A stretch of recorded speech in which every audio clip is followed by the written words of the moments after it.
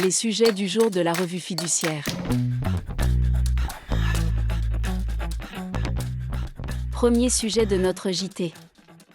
Impôt de production. La loi de finances pour 2023 a réduit de moitié pour l'année 2023 le taux de la contribution sur la valeur ajoutée dite CVAE en prévoyant sa suppression définitive à compter du 1er janvier 2024. Comme annoncé par le gouvernement, cette suppression devrait finalement intervenir de manière échelonnée sur 4 ans pour une suppression totale en 2027.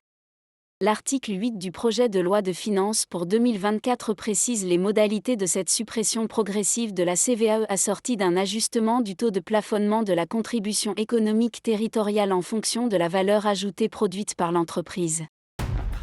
Deuxième sujet de notre JT. Rupture des relations commerciales et préavis contractuels. Engage sa responsabilité un professionnel qui rompt brutalement une relation commerciale établie sans préavis suffisant. Il s'agit là d'une règle légale d'ordre public, il est interdit d'y déroger.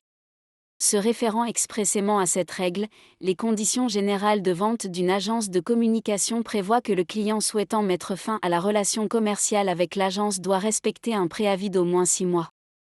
À défaut, la clause met à la charge du client le versement de dommages et intérêts représentant au moins 6 mois de l'ensemble des rémunérations perçues par l'agence au cours de l'année précédant la rupture.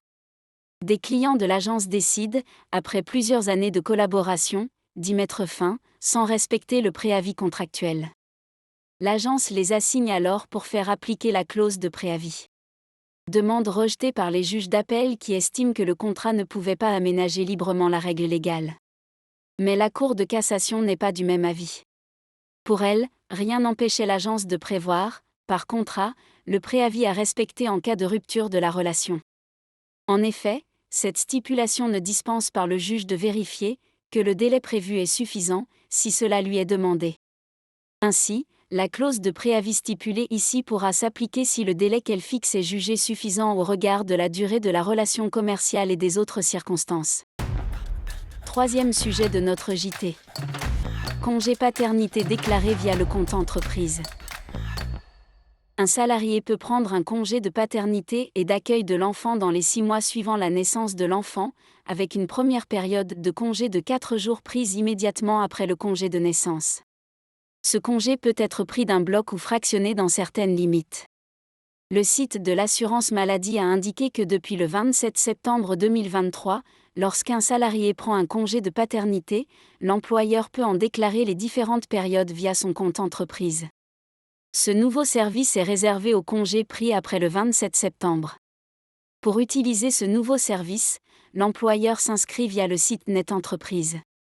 Une fois les déclarations effectuées, l'employeur pourra consulter le dossier du salarié et le compléter si nécessaire.